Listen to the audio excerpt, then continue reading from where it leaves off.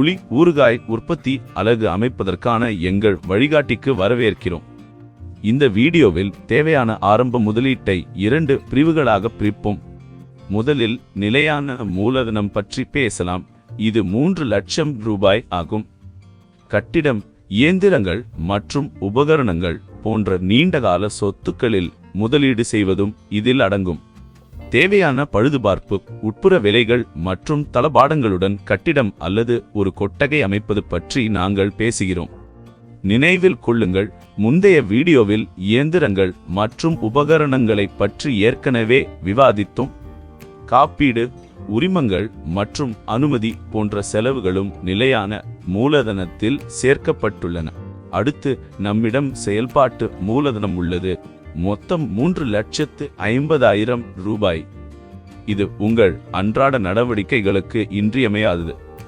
இது கையில் உள்ள பணம், சுமார் 1 மாத சரக்கு மற்றும் 4 வாரங்கள் வரை பெறத்தக்கவற்றை உள்ளடக்கியது. அனைத்து வாங்குதல்களும் பணத்தில் செய்யப்பட்டவை என்று நாம் கருதுகிறோம்.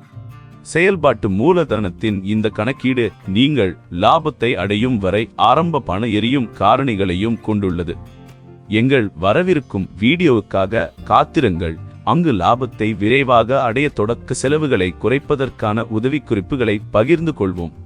எனவே உங்கள் புளி ஊறுகாய் உற்பத்தி பிரிவின் மொத்த மூலதன முதலீடு 6,50,000 ரூபாய் ஆகும். இது உங்கள் வணிகத்திற்கான தெளிவான நிதி வரைபடத்தை உங்களுக்கு வழங்குகிறது. ஒரு நாளைக்கு 160 கிலோ திறன் கொண்ட வணிகத்தை அமைக்க தேவையான மூலதனம் 6,50,000 ரூபாய் என்பதை நினைவில் கொள்க. நிலையான மூலதனத்தை திரட்டுவதற்கு தனிப்பட்ட சேமிப்பு, நண்பர்கள் மற்றும் குடும்பத்தினரின் உதவி, கூட்டாண்மை அல்லது லாபத்தை மீண்டும் முதலீடு செய்வது போன்ற உடனடி திருப்பிச் செலுத்துதல் தேவையில்லாத நீண்ட கால நோயாளி ஆதாரங்களை கவனியுங்கள். மறுபுறம் செயல்பாட்டு மூலதனம் உங்கள் அன்றாட வணிக நடவடிக்கைகளின் உயிர்நாடியாகும். மூலப்பொருட்களை வாங்குவதற்கும் செயல்பாட்டு செலவுகளை ஈடுகட்டுவதற்கும் நீங்கள் இதை பயன்படுத்துகிறீர்கள்.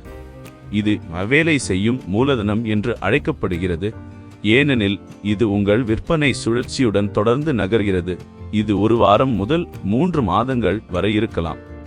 இதற்கு பொருத்தமான ஆதாரங்கள் குறுகிய காலத்திலிருந்து நடுத்தர காலத்திற்கு இருக்கலாம். ஒருவேளை நிலையான திருப்பிச் செலுத்துதல்களை உள்ளடக்கியிருக்கலாம். விருப்பங்களில் சமூக நிறுவன கடன்கள் அல்லது ஓவர் டிராஃப்ட் மற்றும் குறைந்த வட்டி விகிதத்தில் வங்கிகளிடமிருந்து ரொக்க கடன் வசதிகள் அடங்கும். இந்த நிதி திட்டமிடல் மூலோபாயத்தின் மூலம் ஒரு வெற்றிகரமான புளி ஊறுகாய் உற்பத்தி பிரிவை நிறுவுவதற்கான பாதையில் நீங்கள் நன்றாக இருக்கிறீர்கள். வியாபார் கோச் சேனலுக்கு குழு சேரவும்.